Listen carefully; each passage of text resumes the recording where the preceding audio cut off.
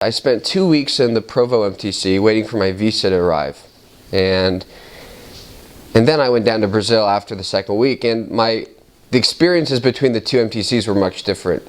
The Provo MTC, I found that most of the elders and sisters were multi-generational members of the church.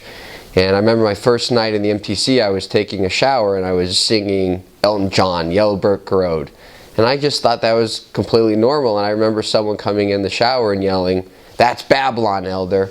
And it hit me, that I was in a different place, and I didn't know that the rules were that strict, that, the elders got mad when you were singing other songs.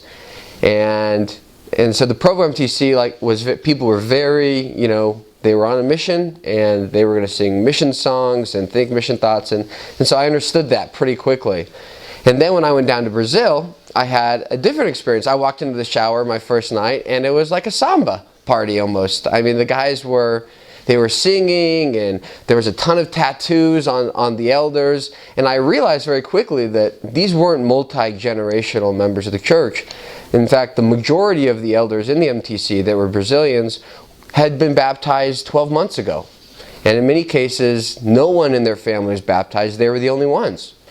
And a lot of them had not even gone through the temple yet. They were going to the MTC, and then the following week they would take them to the temple for the first time. So these were completely different experiences. I mean, these guys had never had a missionary in their family, so they didn't know you weren't supposed to sing Elton John, or, they had a lot of tattoos on their body because they hadn't found the gospel until very recently. And a lot of them didn't know what the Doctrine and Covenants was, or the Pearl of Great Price, or how many books of Nephi there were in the Book of Mormon. So it was a much different experience.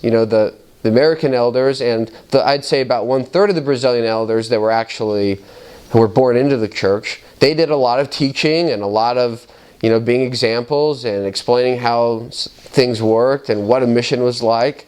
And so it was a really fun experience.